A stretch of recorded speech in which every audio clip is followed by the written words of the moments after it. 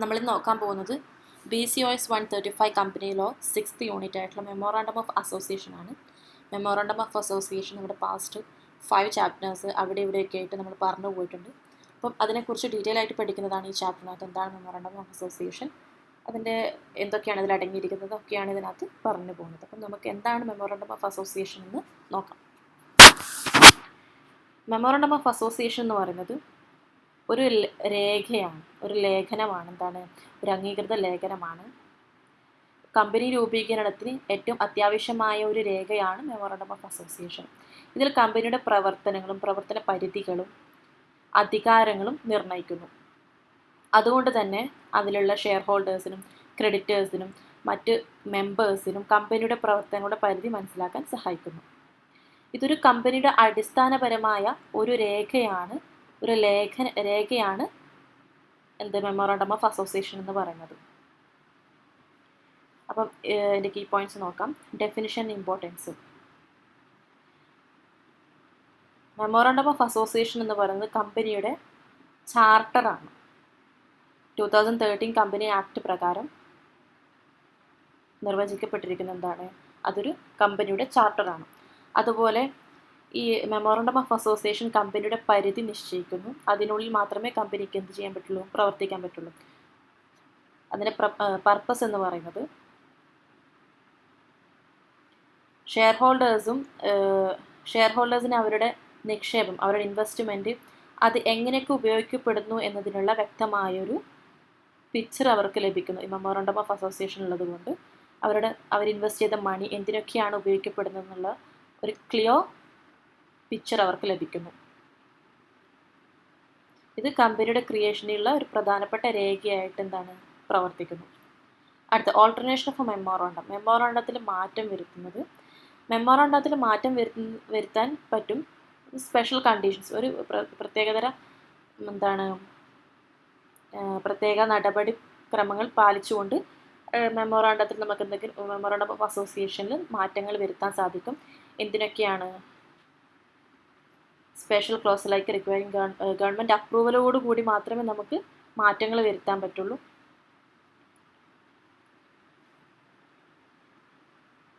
എന്തൊക്കെയാണ് നമുക്ക് മാറ്റം വരുത്താൻ പറ്റുക? സെക്ഷൻ 13 പ്രകാരം പേര്, രജിസ്റ്റേർഡ് ഓഫീസ്, അതുപോലെ ഒബ്ജക്റ്റീവ് ക്ലോസ്, ഇവയിലൊക്കെ നമുക്ക് മാറ്റം വരുത്താൻ പറ്റുന്നതാണ്. Formal requirements. കമ്പനീസ് ആക്ട് 2013 പ്രകാരം ഷെഡ്യൂളിലെ 1 ടേബിൾ A തൊട്ട് E പ്രകാരമാണ് മെമ്മോറാണ്ടം എന്ത് ചെയ്യേണ്ടത്? ക്രിയേറ്റ് ചെയ്യേണ്ടത്, ഡ്രാഫ്റ്റ് ചെയ്യേണ്ടത്. ഇവിടെ required signature from least 7 individuals. Public company ആണെങ്കിൽ അറ്റ്ലീസ്റ്റ് 7 മെമ്പേഴ്സിൻ്റെ സിഗ്നേച്ചർ വേണം. ഇപ്പം പ്രൈവറ്റ് ആണെങ്കിൽ രണ്ട് ആൾക്കാരുടെ 2 മെമ്പേഴ്സിൻ്റെ സിഗ്നേച്ചർ വേണം. അടുത്ത് സ്പെഷ്യൽ പ്രൊവിഷൻസ് ഓഫ് സിഗ്നേച്ചർ. സാക്ഷികളായിരുന്നൊക്കെ അത് നമ്മൾ മെമ്മോറാണ്ടം ഓഫ് അസോസിയേഷൻ ഉണ്ടാക്കുമ്പോൾ അവിടെ സാക്ഷികൾ വേണം. ഇനി സൈൻ ചെയ്യാൻ പറ്റാത്ത ആൾക്കാരാണ് തമ്പ് ഇംപ്രഷനും ആക്സെപ്റ്റബിൾ ആണ്. അടുത്ത കോർപ്പറേറ്റ് സബ്സ്ക്രൈബേഴ്സ്. ഒരു കോർപ്പറേറ്റ് ഭാഗമാകുമ്പോൾ ബോർഡ് അംഗങ്ങളുടെ അംഗീകാരം വേണം. Limited liability partnership LLPs must follow similar organisation process four signing. അപ്പം ഇത് മുകളിൽ പറഞ്ഞ കാര്യങ്ങൾ ഒന്ന് ചുരുക്കി പറഞ്ഞതാണ്. ഈ മുകളിൽ പറഞ്ഞ കാര്യങ്ങൾ താഴോട്ട് വ്യക്തമായിട്ട് പറയുന്നുണ്ട്. Meaning and purpose of memorandum. നമ്മളിപ്പോൾ പറഞ്ഞൊക്കെ തന്നെയാണ് മെമ്മോറാണ്ടത്തിൻ്റെ മീനിങ്, പർപ്പസുമാണ് ഇവിടെ പറയുന്നത്. സെക്ഷൻ 256 പ്രകാരം 2013 കമ്പനി ആക്ട് പ്രകാരം മെമ്മോറാണ്ടം എന്ന് പറയുന്നത് മെമ്മോറാണ്ടം ഓഫ് അസോസിയേഷനെ സൂചിപ്പിക്കുന്നു. അതിന് ഒന്നെങ്കിൽ അതെന്താണ്? Either as A originally framed or A altered, മാറ്റം വരുത്തിയതോ അല്ലെങ്കിൽ ഒറിജിനൽ ഫ്രെയിംഡ് ആയിട്ടുള്ളതോ ആയിരിക്കാം. എന്താണ്?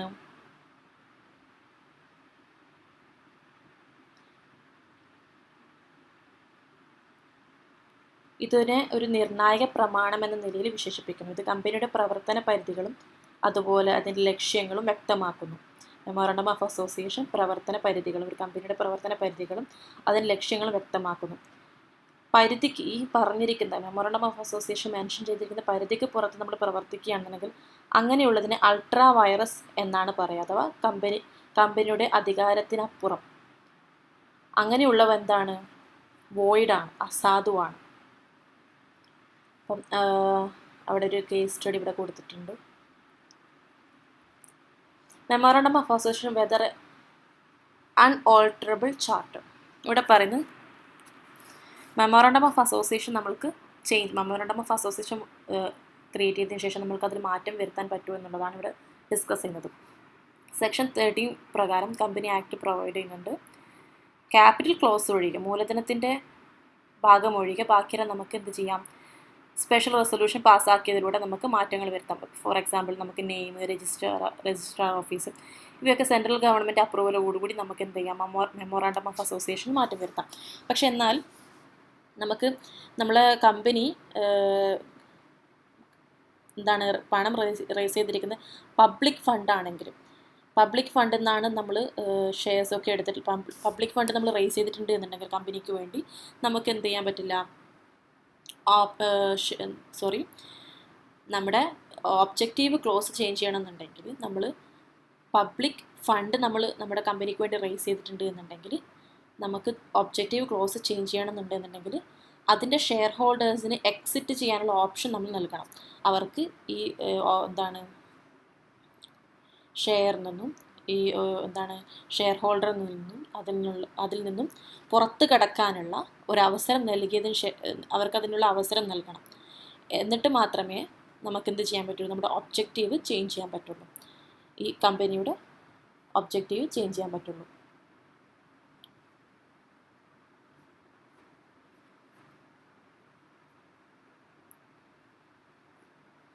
അടുത്തത് കണ്ടന്റ് ഓഫ് മെമ്മോറാണ്ടം. മെമ്മോറാണ്ടത്തിൽ ഇതിനകത്ത് എന്തൊക്കെയാണുള്ളതെന്നാണ് ഇവിടെ പറയുന്നത്. നെയിം ക്ലോസ് ഉണ്ടാവും. മെമ്മോറാണ്ടം എന്ന് പറഞ്ഞാൽ പ്രധാനപ്പെട്ട കാര്യങ്ങൾ എന്തൊക്കെയാണ് അതിനകത്തുള്ളത് എന്നുള്ളതാണ് ഇവിടെ പറയുന്നത്.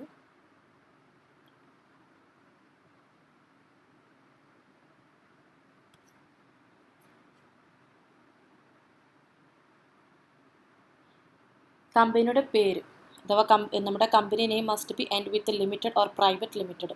കമ്പനീൻ്റെ പേരിൻ്റെ അവസാനം ലിമിറ്റഡ് എന്നോ അല്ലെങ്കിൽ പ്രൈവറ്റ് ലിമിറ്റഡ് എന്നോ എഴുതിയിട്ടുണ്ടായിരിക്കണം. Except for companies registered under section 8. The name must be identical or too similar to existing companies. Must not be identical. മറ്റ് കമ്പനിയുമായിട്ട് ഇപ്പം നിലനിൽക്കുന്ന കമ്പനിയുമായിട്ട് ഒരുപാട് സിമിലർ ആയിട്ടുള്ള പേരാവാൻ പാടില്ല. ഒരു ഐഡൻറ്റിക്കൽ ആയിരിക്കണം. To be identical or to similar to existing companies. നമ്മുടെ company name എന്ന് പറയുന്നത് നമ്മൾ ബ്രാൻഡാണ്. അപ്പം അതെന്തിനാലും മറ്റ് കമ്പനിയുമായിട്ട് സിമിലർ ആയിരിക്കുന്നതാവാൻ പാടില്ല. അടുത്തത് registered office close. Company registered office ഏത് സംസ്ഥാനത്താണെന്ന് അതിൻ്റെ പ്ലേസ് കാര്യങ്ങളൊക്കെ ഇതിൽ വ്യക്തമാക്കിയിട്ടുണ്ടാവും. ഒബ്ജക്റ്റീവ് ക്ലോസ് എന്തിനാണോ ഈ കമ്പനി ക്രിയേറ്റ് ചെയ്തിരിക്കുന്നത് അതിൻ്റെ ഉദ്ദേശം അവിടെ പറഞ്ഞിട്ടുണ്ടാകും. കമ്പനിയുടെ പ്രധാന ലക്ഷ്യങ്ങൾ ഇതിൽ വിവരിക്കുന്നു. ലയബിലിറ്റി ക്ലോസ് ഇതിൻ്റെ മെമ്പേഴ്സിൻ്റെ ലയബിലിറ്റി ലിമിറ്റഡ് ആണോ അൺലിമിറ്റഡ് ആണോ എന്നുള്ളത് ഇവിടെ പറഞ്ഞിട്ടുണ്ടാവും. Capital clause for companies with share capital this clause detail the authorised capital it is division into the shares and the number of shares subscribed by each members. കമ്പനിയുടെ അംഗീകൃത മൂലധനം വിവരിക്കുന്നു. എന്താണ് share capital, number of shares, subscribe ചെയ്തിരിക്കുന്ന members, കാര്യങ്ങളൊക്കെ ഇതിനകത്ത് വിവരിച്ചിട്ടുണ്ടാവും. കമ്പനിയുടെ ഷെയർ ക്യാപിറ്റൽ പറഞ്ഞിട്ടുണ്ടായിരിക്കും. പിന്നെ ഡിവിഷൻ ഇൻ ടു ഷെയർസ്, അതുപോലെ the number of shares subscribed by each members, ഈ കാര്യങ്ങളൊക്കെ ക്യാപിറ്റൽ ക്ലോസിലുണ്ടാവും. അസോസിയേഷൻ ഓർ സബ്സ്ക്രിപ്ഷൻ ക്ലോസ് എന്ന് പറയുന്നത് കമ്പനി രൂപീകരിക്കാനുള്ള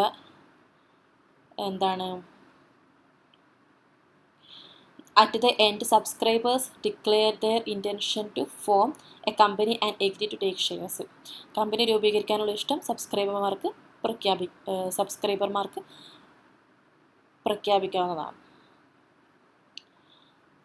നെയിം ക്ലോസ് ഇവിടെ പറഞ്ഞിരിക്കുന്നത് ഒരു യുണീക്ക് നെയിം ആയിരിക്കണം. എന്താണ്, മറ്റ് കമ്പനികളുടെ പോലത്തുള്ള സിമിലർ ആയിട്ടുള്ള എക്സിസ്റ്റഡ് കമ്പനിയുടെ പോലത്തുള്ള സിമിലർ ആയിട്ടുള്ള നെയിം വരാൻ പാടില്ല. യുണീക്ക് ആയിട്ടുള്ള നെയിം ചൂസ് ചെയ്തിട്ടുണ്ടായിരിക്കണം കമ്പനിക്കും. അങ്ങനെ എക്സിസ്റ്റിംഗ് കമ്പനിയായിട്ട് എന്താണ്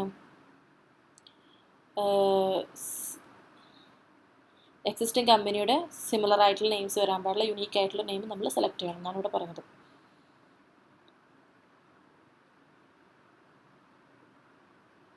അതുപോലെ must not be contain undesirable words or imply government association without permission. The registered office clause മുകളിൽ പറഞ്ഞ പോലെ തന്നെയാണ്. ഈ ക്ലോസിൽ കൺഫേം കമ്പനിയുടെ രജിസ്റ്റേർഡ് ഓഫീസ് പറയുന്നതിൻ്റെ പ്ലേസ് എവിടെയാണ്. അതുപോലെ must be reported to registrar within 30 days of incorporation. Incorporation കഴിഞ്ഞിട്ട് 30 ദിവസത്തിനുള്ളിൽ രജിസ്ട്രാറിനെ ഇത് അറിയിച്ചിട്ടായിരിക്കണം. This office service addressed for the official communication. ഈ ഓഫീസ് എന്ത് ചെയ്യാൻ സെർവ് ചെയ്യുന്നു, എന്താണ്, ഒഫീഷ്യൽ അഡ്രസ്സ് നൽകുകയാണ്. ഒബ്ജക്റ്റ് ക്ലോസ് എന്ന് പറയുന്നത് കമ്പനീൻ്റെ എന്താണ്, എന്തിനാണ് object close defines a company's intended activities. കമ്പനിയുടെ പ്രധാന ലക്ഷ്യങ്ങളും ഇതിൽ വിവരിക്കുന്നു. കമ്പനി എന്തിനാണ് ക്രിയേറ്റ് ചെയ്തിരിക്കുന്നത് എന്നുള്ളതൊക്കെ ഇവിടെ പറയുന്നു. ഇതിൻ്റെ അധികാര പരിധിക്കപ്പുറത്തുള്ള പ്രവർത്തനങ്ങളൊക്കെ എന്താണ്, it's A void. The liability close ഇവിടെ പറയുന്ന മെമ്പേഴ്സിൻ്റെ ലയബിലിറ്റീസ് എന്താണ്, ലിമിറ്റഡ് ആണോ അൺലിമിറ്റഡ് ആണോ എന്നൊക്കെ ഉള്ളത് ഇവിടെ പ്രതിപാദിക്കുന്നു. ദ ക്യാപിറ്റൽ ക്ലോസ് നേരത്തെ പറഞ്ഞു, മൂലധനത്തിൻ്റെ കമ്പനിയുടെ ക്യാപിറ്റൽ എത്രയാണെന്നും അതുപോലെ ഓരോ ഷെയർ ഡിസ്ട്രിബ്യൂഷൻസിനെ കുറിച്ചിട്ടും അങ്ങനെയുള്ള എല്ലാ കാര്യങ്ങളും, ഷെയറിൻ്റെ ഇഷ്യൂവിനെ കുറിച്ചൊക്കെ ഇവിടെ പറയും. ദ അസോസിയേഷൻ സബ്സ്ക്രിപ്ഷൻ ക്ലോസ് മുകളിൽ പറഞ്ഞ പോലെ തന്നെയാണ്. അടുത്തത് ഡോക്ട്രിൻ ഓഫ് അൾട്രാ വൈറസ്. ഇവിടെ പറയുന്നത് നമ്മൾ നേരത്തെ പറഞ്ഞിട്ടുണ്ടായിരുന്നു, മെമ്മോറണ്ടം ഓഫ് അസോസിയേഷനിൽ എന്താണ്, ഒരു കമ്പനിയുടെ അധികാര പരിധി നിശ്ചയിച്ചിട്ടുണ്ടാവും. അപ്പം ഈ നിശ്ചയിച്ച അധികാര പരിധിക്ക് പുറത്ത് നമ്മൾ പ്രവർത്തിക്കുന്നതിനെയാണ് അൾട്രാ വൈറസ് എന്ന് പറയുന്നത്.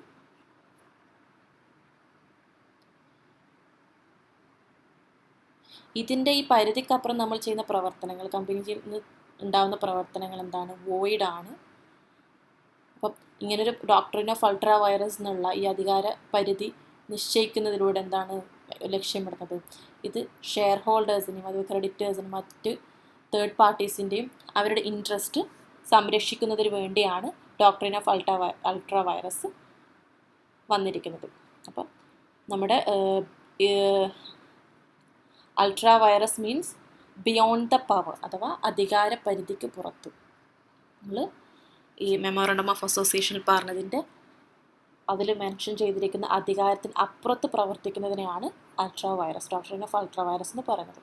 ഇതിൻ്റെ പർപ്പസ് ഓഫ് ഡോക്ട്രിൻ എന്ന് പറയുന്നത് പ്രൊട്ടക്ട് ദ മെമ്പേഴ്സ്, ഷെയർ ഹോൾഡേഴ്സിനെ, അതുപോലെ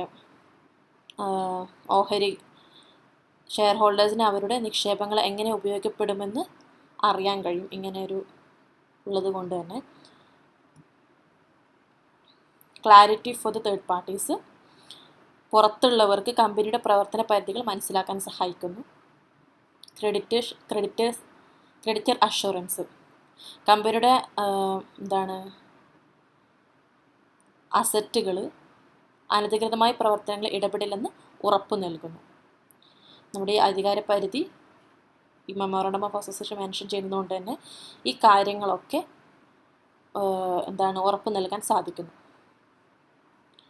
അടുത്ത type of ultra vires acts എന്ന് പറയുന്നത്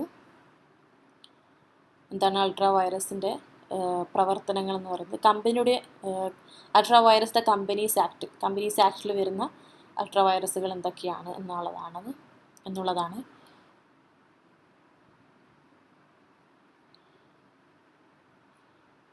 ദ കമ്പനി ആക്ട്സിൽ വരുന്ന which cannot be ratified example includes, ഇത് റാറ്റിഫൈ ചെയ്യാൻ പറ്റില്ല, പിന്നീട് നമുക്കിത് അക്സെപ്റ്റ് ചെയ്യാനും സാധിക്കില്ല, അങ്ങനെയുള്ള കാര്യങ്ങളാണ്. പേയ്മെൻറ്റ് ഓഫ് ഡിവിഡൻഡ് ഫ്രം ക്യാപിറ്റലിൽ നിന്ന് ഡിവിഡൻസ് കൊടുക്കുക, insurance of bonus share instead of dividends, ഡിവിഡൻസിന് പകരം issuance of bonus share instead of ഡിവിഡൻറ്റിന് പകരം ബോണസ് നൽകുക, unauthorised capital issuance, reducing share capital without legal compliance. ഈ കാര്യങ്ങളൊക്കെയാണ് അൾട്രാ വൈറസ് ദ കമ്പനീസ് ആക്ടിൽ വരുന്ന അധികാര പരിധിക്ക് പുറത്ത് വരുന്ന ചെയ്യപ്പെടുന്ന കാര്യങ്ങൾ ഇതൊക്കെയാണ്. ഇതൊന്നും പിന്നീട് റാറ്റിഫൈ ചെയ്യാൻ സാധിക്കില്ല. Ultra vires the memorandum of association എന്ന് പറയുന്നത് exceeding the companies stated objects, പറഞ്ഞിരിക്കുന്ന കമ്പനിയുടെ ലക്ഷ്യങ്ങൾ, കമ്പനിയുടെ ഒബ്ജക്റ്റിന് പുറത്തായിട്ട് പ്രവർത്തിക്കുന്ന കാര്യങ്ങളാണ്. അതിനൊരു കേസ് സ്റ്റഡി ഇവിടെ കൊടുത്തിട്ടുണ്ട്. അടുത്ത ultra vires article of association. Act beyond the companies article but within its power can be ratified by share holders. ഇവിടെ കമ്പനി ആർട്ടിക്കിളിൻ്റെ പുറത്ത് അതിൻ്റെ അധികാര പരിധിക്ക് പുറത്തായിട്ട് പ്രവർത്തിക്കുകയാണ്. പക്ഷേ ഷെയർ ഹോൾഡേഴ്സ് സമ്മതിക്കുകയാണെന്നുണ്ടെങ്കിൽ അതിനെ അക്സെപ്റ്റ് ചെയ്യാൻ പറ്റും. അങ്ങനെയുള്ള ചെയ്തിരിക്കുന്ന പ്രവൃത്തി ഷെയർ ഹോൾഡേഴ്സ് സമ്മതിക്കുകയാണെന്നുണ്ടെങ്കിൽ അത് അംഗീകരിക്കാൻ സാധിക്കും. Effect of ultra vires transactions void ab initio from the beginning. ഇതെന്താണ്? വോയിഡാണ്, നള്ളാണ്, ഇതിന് വാല്യൂ ഒന്നുമില്ല. No ratification, they cannot be ratified. നമുക്ക് പിന്നീട് ചെയ്ത് കഴിഞ്ഞ പ്രവൃത്തി പിന്നീട് നമുക്ക് അക്സെപ്റ്റ് ചെയ്യാൻ സാധിക്കില്ല. പക്ഷേ കൂട്ടമായിട്ട് ഷെയർ ഹോൾഡേഴ്സ് അത് എഗ്രി ചെയ്യുകയാണെന്നുണ്ടെങ്കിൽ even by an unanimous share holder agreement,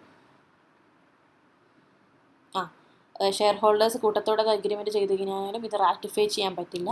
non enforceability, ഇതിന്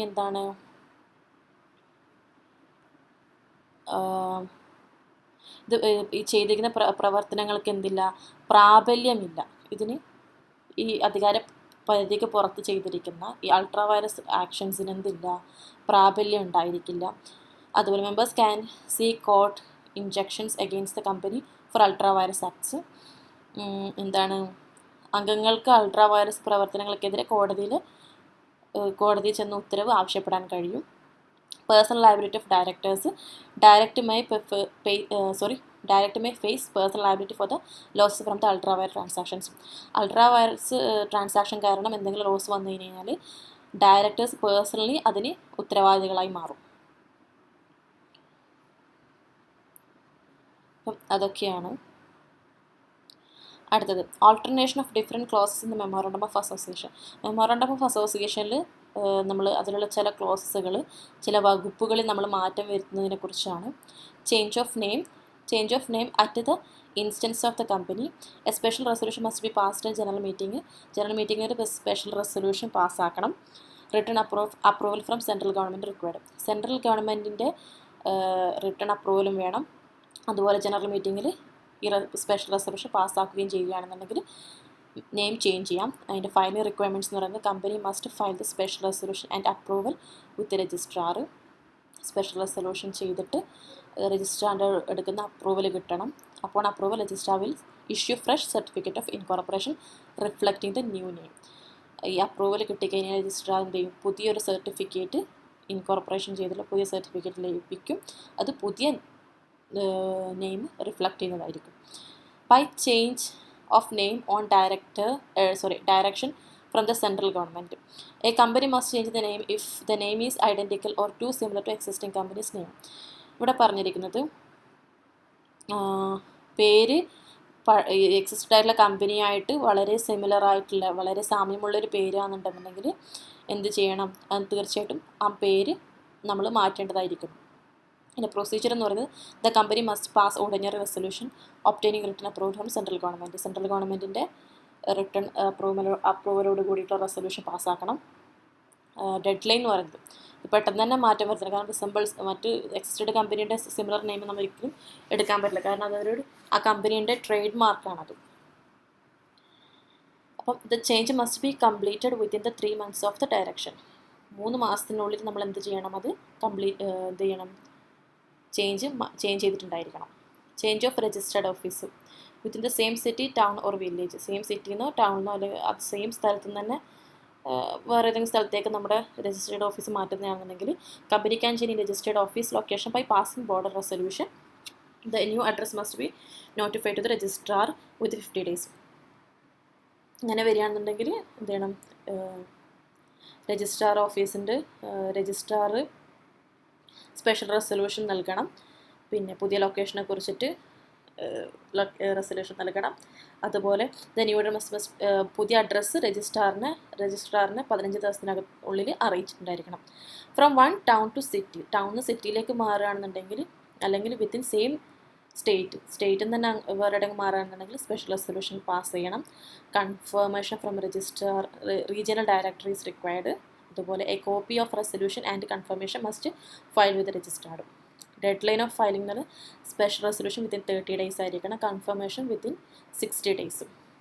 from one state to another, ഒരു സ്റ്റേറ്റിൽ നിന്ന് മറ്റൊരു സ്റ്റേറ്റിലേക്ക് മാറുകയാണെന്നുണ്ടെങ്കിൽ റിക്വയർ ആയിട്ടുള്ള കാര്യങ്ങൾ എ സ്പെഷ്യൽ റെസൊല്യൂഷൻ പാസ്സാക്കണം. സെറ്റിൽമെൻറ്റ് ഓഫ് ക്രെഡിറ്റേഴ്സിൻ്റെ സെറ്റിൽമെൻറ്റ് ചെയ്തിട്ടുണ്ടായിരിക്കണം. Consent from creditors or സെക്യൂരിങ് there climbs, ക്രെഡിറ്റേഴ്സിൻ്റെ അടുക്കുന്ന കൺസെൻറ്റ് വാങ്ങണം. അവരുടെ അവർക്ക് കൊടുക്കാനുള്ളതിന് സെക്യൂർ ചെയ്യുന്നതിന് വേണ്ടി. കൺഫർമേഷൻ ഫ്രം സെൻട്രൽ ഗവൺമെൻറ്റിൽ നിന്ന് കൺഫർമേഷൻ കിട്ടിയിരിക്കണം. അപ്ലിക്കേഷൻ പ്രോസസ്സ് എന്ന് പറഞ്ഞാൽ file form with the central government and comply with only objections received. അടുത്ത change in objective clause by a company that has not issued a prospects issue ചെയ്യുന്നതിന് മുമ്പ് ഉള്ളതാണെന്നുണ്ടെങ്കിൽ can be change objects by passing special resolution. ഒരു special resolution പാസ്സാക്കിക്കൊണ്ട് അവരുടെ object close change ചെയ്യാവുന്നതാണ്. എന്നാൽ company prospects issue ചെയ്തിട്ടുണ്ടെന്നുണ്ടെങ്കിൽ അതിലുള്ള കണ്ടീഷൻ എന്ന് പറയുന്നത് a special resolution must be passed via postal ballot if there is a unutilised money raised through the prospects. ഇവിടെ postal ballot വഴി ഇത് എന്ത് ചെയ്യണം, സ്പെഷ്യൽ റെസൊല്യൂഷൻ നൽകണം.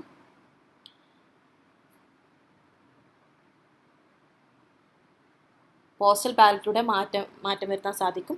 പക്ഷേ നമ്മുടെ postal ballot if there is unutilised money raised through the prospects വഴി നമ്മൾ റൈസ് ചെയ്തിട്ടില്ല, മണി യൂട്ടിലൈസ് ചെയ്തിട്ടില്ല എന്നുണ്ടെങ്കിൽ, മണി നമ്മൾ ഉപയോഗിച്ചിട്ടില്ല എന്നുണ്ടെങ്കിൽ നമുക്ക് പോസ്റ്റൽ ബാലറ്റ് വഴി നമുക്ക് സ്പെഷ്യൽ റെസൊല്യൂഷൻ പാസ്സാക്കാം.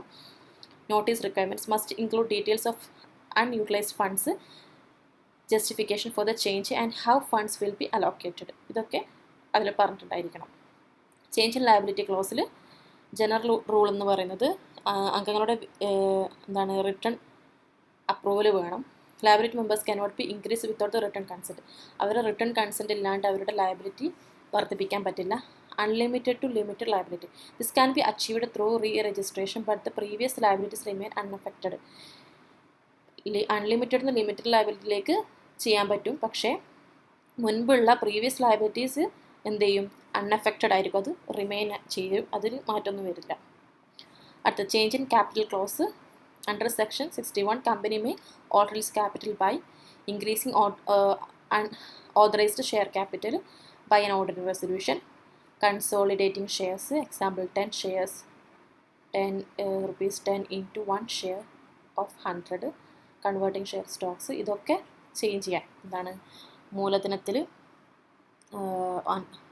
ഓതറൈസ്ഡ് ക്യാപിറ്റൽ വർദ്ധിപ്പിക്കാം, ഷെയറുകൾ സംയോജിപ്പിക്കാം തുടങ്ങിയവ സാധ്യമാണ്.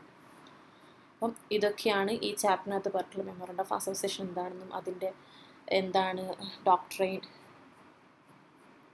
മെമ്മോറണ്ടം ഓഫ് അസോസിയേഷൻ അതിൽ വരുന്ന കാര്യങ്ങൾ നമ്മൾ സംസാരിച്ചു. അതുപോലെ പിന്നെ നമ്മൾ പറഞ്ഞത് അതിൽ കണ്ടൻസ് എന്തൊക്കെയാണെന്ന് പറഞ്ഞു മെമ്മോറണ്ടത്തിലുള്ള. അതുപോലെ ഡോക്ട്രിൻ അൾട്രാ വൈറസ് എന്താണെന്ന് പറഞ്ഞു, അതിൻ്റെ പർപ്പസ് എന്ന് പറഞ്ഞു, അങ്ങനൊരു കൊണ്ടുവരാനുള്ള പർപ്പസ് എന്താണ്, അതിൽ എന്തൊക്കെയാണ് type of ultra virus act എന്താണെന്ന് പറഞ്ഞു, അതിൻ്റെ എഫക്ട്സ് എന്താണെന്ന് പറഞ്ഞു. അതുപോലെ ഓൾട്ടറേഷൻ ഡിഫറെൻറ്റ് ക്ലോസിൻ്റെ മെമ്മോറണ്ടം ഓഫ് അസോസിയേഷനിൽ നമ്മൾ പല ക്ലോസുകളിൽ എങ്ങനെയാണ് മാറ്റം വരുന്നതെന്ന് പറഞ്ഞു. അതിനുള്ള സ്റ്റെപ്സ് ഓരോന്നിൻ്റെയും വ്യക്തമായി ഇവിടെ പറഞ്ഞിട്ടുണ്ട്. അപ്പം ഇത്രയൊക്കെയാണ് ഈ ചാപ്റ്ററിനകത്ത് പറഞ്ഞിട്ടുള്ളത്. Thank you.